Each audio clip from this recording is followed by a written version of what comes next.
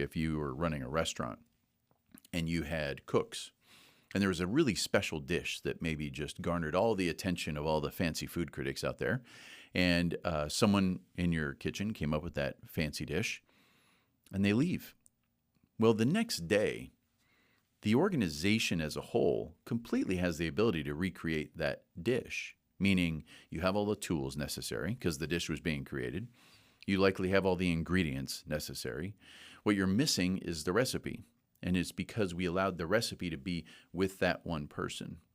The difference is a chef of a restaurant may design a dish and then creates a system with purpose that other people follow. That's why you can take someone who just has a skill set and put them into a restaurant and say, hey, do these things, and you'll have this repeatable outcome of a dish that garners all that fancy attention.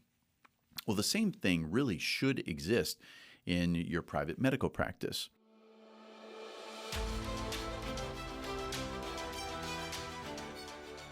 Welcome to another episode of the Physician Growth Accelerator, a show where we break down your private medical practice systems into vitals, give you the tools to diagnose root cause of what may be restricting your growth, and prescribe what to do about it. I'm your host, Zed Williamson, and I believe that everything we experience is the perfect outcome of our current system.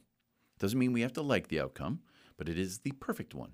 And so if we want something different, we need to take a step back, own some responsibility, and tweak the system to get something different. And the reason why this thought process can be so helpful and so important is because our brain will likely try to blame the universe. And in other words, things are happening to me. And something we hear about a lot, we get a lot of questions around, is what if a key team member leaves? Imagine a long-standing practice manager or admin, maybe someone in billing, maybe even a long-term front office person. What happens if they leave? What do? How does that affect your practice? So if that happens, and even if you think that it may happen, it might actually be affecting you negatively now because you're dealing with someone in this hopes of, I hope they never leave, even if they're not doing an extraordinary job, just because what the thing they're doing is so important. And that is a sign to take a step back and look at your system. Because let's just pretend that person, whoever popped up in your mind when I laid out the scenario, whoever it is, let's just pretend tomorrow they're not coming in anymore. What do you feel about your practice? There might be a feeling of overwhelm. You might realize that you're depending on a person. And someone might come into a practice like that and say, well, you know what, you don't have any systems. I would disagree with that statement because everything is a system. It just may be that you don't have purposeful systems that are designed to achieve a specific outcome, that has specific responsibility to a person. And then a person can operate the system. And you might just feel like, well, we don't have systems, we just have people. So just know you have systems. It's just being created ad hoc, and you don't know what they are.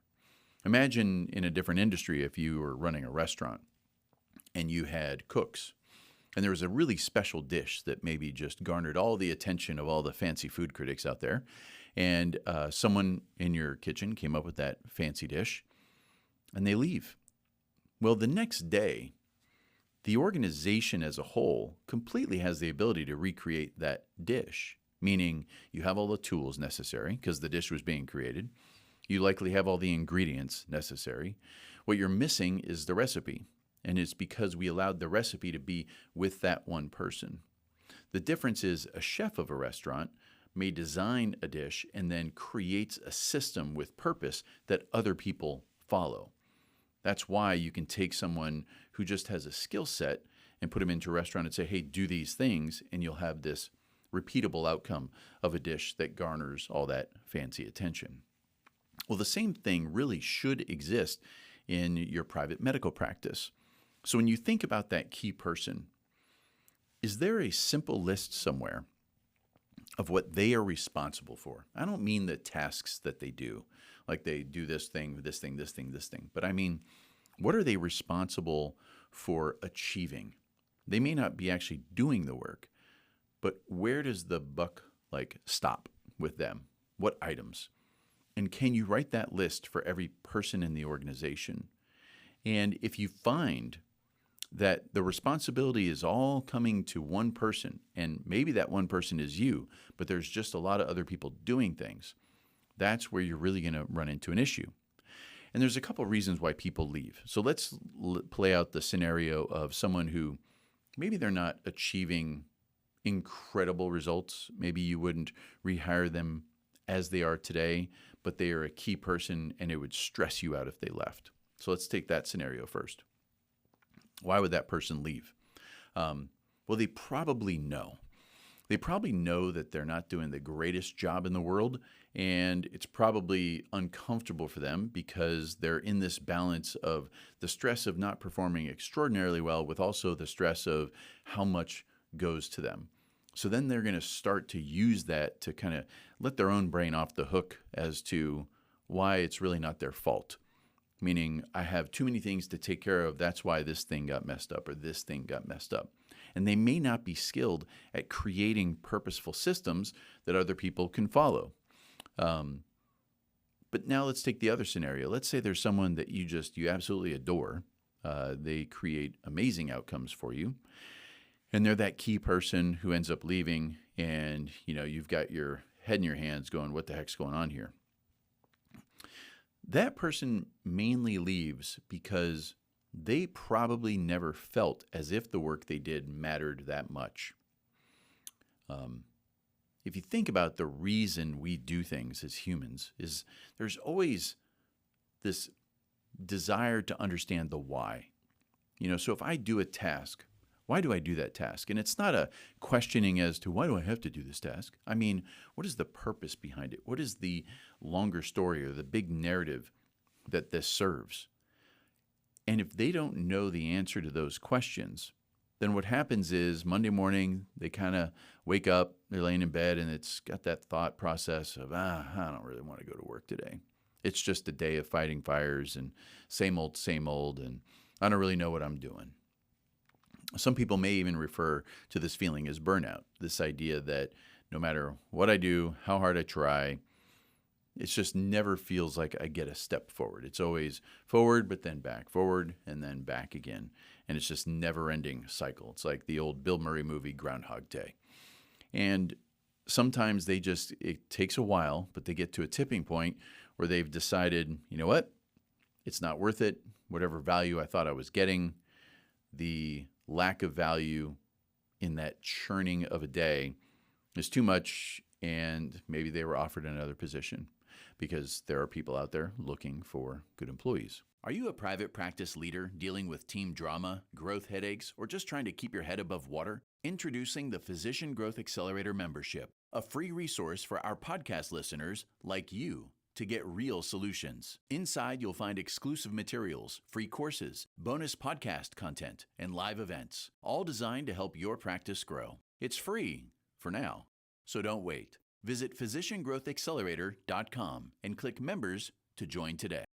If this has ever happened to you, you have an idea of what the stress is when it does.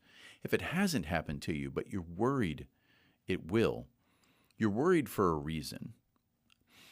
And I'm not a big fan of the whole emotion of worry, because generally it comes up from one of, two scenarios.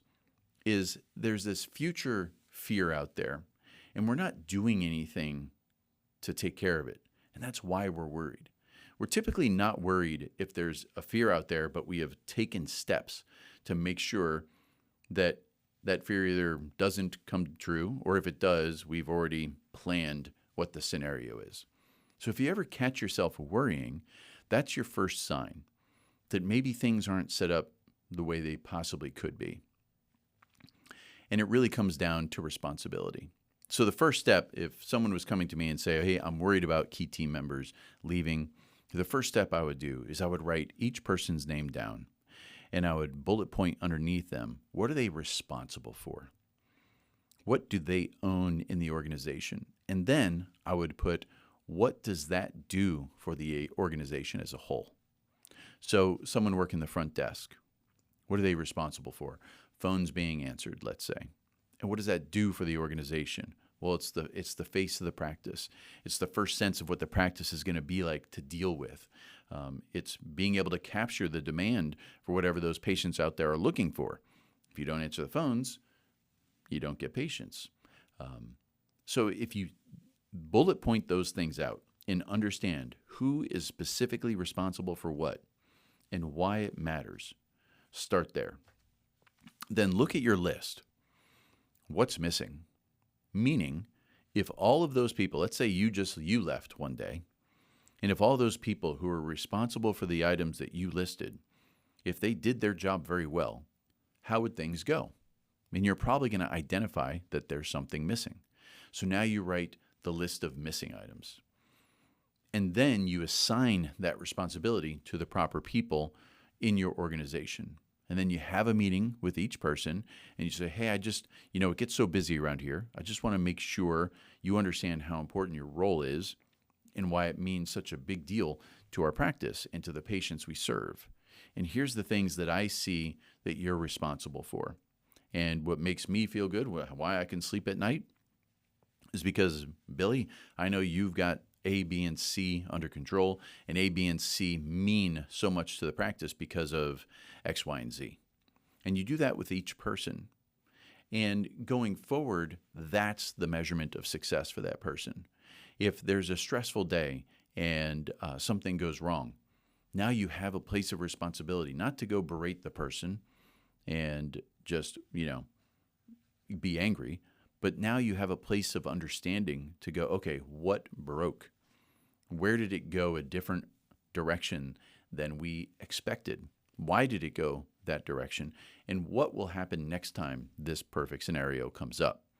Because let's say you have a history of people leaving the practice, just know that you're operating a system that is creating that as a perfect result. So it's almost, if you were to design a practice to get people to want to leave, that could be what you have designed. And it probably wasn't you sitting, evilly in your basement going, yes, I'll make this and this and this reasons for someone to want to leave. I know that's not the case. But just because we don't design something doesn't mean our other behaviors automatically correct it. And the value is understanding, what is the outcome of these behaviors going to create?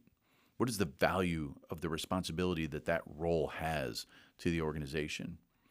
And so if you're in those three scenarios, so basically I put down three, I'm going to wrap it all up here for you.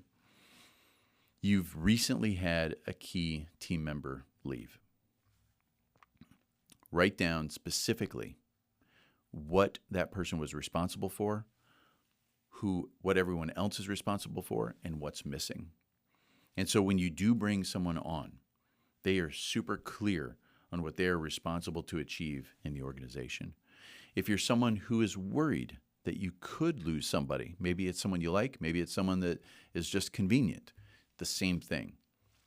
Write down the responsibilities, bring extraordinary clarity to the people and why they do what they do. You will be amazed at how that impacts their overall feeling about going to work. We like to go places to achieve things. We don't like to go places to twiddle our thumbs. Even generationally, if you have an opinion of like this, maybe you're saying things like, well, you just can't get good people these days, or, oh, I can't afford good people. I would argue that pretty heavily.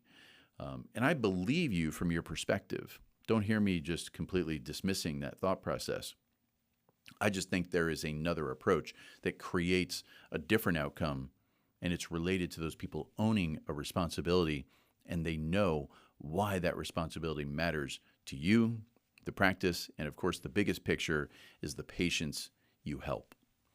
This came in because someone sent us a question after listening to the podcast. If you ever have questions about your practice, it could be something very simple, a big scenario, always feel free to reach out. And you can go to Physician Growth Accelerator, and on the Physician Growth Accelerator, you can do a diagnostics on your practice. It's a simple questionnaire. It'll just help you focus on maybe what's not going perfectly in your practice, so it's the place to start where you're tweaking. And with that, we'll see you next time on the Physician Growth Accelerator.